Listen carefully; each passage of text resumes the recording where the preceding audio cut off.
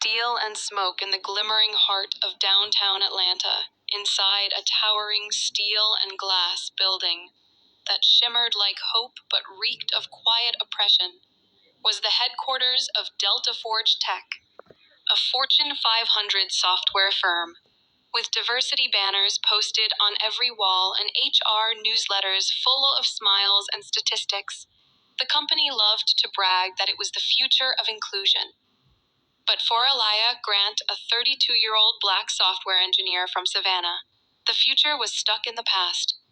She had been at Delta Forge for 6 years, sharp, innovative, and deeply respected by her peers. But the promotion ladder always seemed to end a rung below where she stood. She built systems that saved the company millions, trained new hires, and led product launches that made headlines, but somehow she remained just a senior engineer. While her white counterparts, with half her tenure, moved into managerial roles, her manager, Brad Kessler, was the kind of man who smiled too wide and listened too little.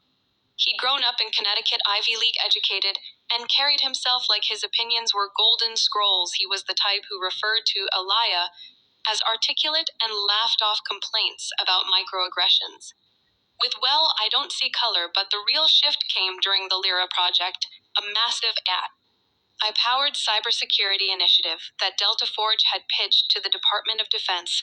Alaya had architected the entire core logic. Brad had barely touched the code 2 weeks before the government review. A critical system failed. The neural classifier she built was rejecting high-priority data streams, a glitch introduced when someone else optimized her code.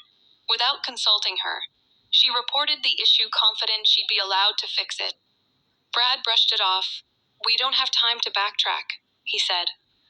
"I'll have Phil handle it." Phil was a new hire, white, underqualified, and notoriously sloppy. Alaya pushed back. "I built this system. I can fix it in 48 hours if you let me revert to the original build and re-optimize." Brad's jaw clenched. "This isn't about ego, Alaya. You need to learn your place." Her heart thumped. The words struck her like a slap. She spoke carefully. "My place? You mean the one where I work twice as hard for half the credit?" he sneered. Voice low. "If you can't be a team player, maybe this team's not for you." She didn't scream, not yet. Instead, she went quiet. Calculating that night, she didn't sleep. She dug through Git logs, Slack messages, emails. The evidence of negligence and quiet sabotage was all there. She compiled a file, time-stamped every decision Brad made that endangered the project, every contribution she had written, every comment where her code had been dismissed, misattributed, or erased. Then she went further. She found other women, especially women of color, who had been passed over, talked down to, or pushed out. One of them had quietly left. After reporting Brad to HR, nothing came of it, but Alaya wasn't quiet. She brought the dossier to Mina Rawa, a tenured attorney and board advisor, who had once spoken at a Black Women in Tech conference Alaya attended.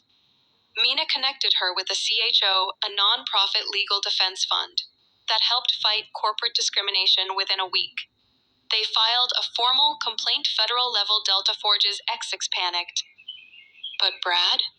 He called Alaya into a meeting room on the 14th floor. He was shaking. "You went outside the company," he snapped. She nodded. "Calm. Steady. You think anyone will believe you?" He hissed. "I've been here 10 years. Her voice was iron. "I don't need belief. I have evidence." He stood, red-faced, breathing heavily, then screamed, "YOUPELWYSMAKEITBOUTRACE." The glass walls of the meeting room caught every decibel. 2 other employees looked in. The silence in the hallway was thunderous. The aftermath was fast. HR had no choice but to act. The story leaked first anonymously on Twitter, then in the Atlanta Tribune. The headline read, "Engineer accuses Fortune 500 company of systemic racism." Audio of manager's meltdown leaked.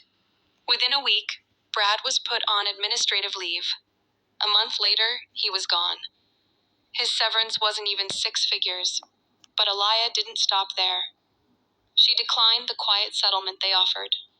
She insisted on transparency, reforms, public accountability. Delta Forge agreed to a full internal audit of its hiring and promotion practices. They launched a new equity board and named Aliyah the chair. She could have left, taken a buyout, vanished from the toxic walls, but she stayed.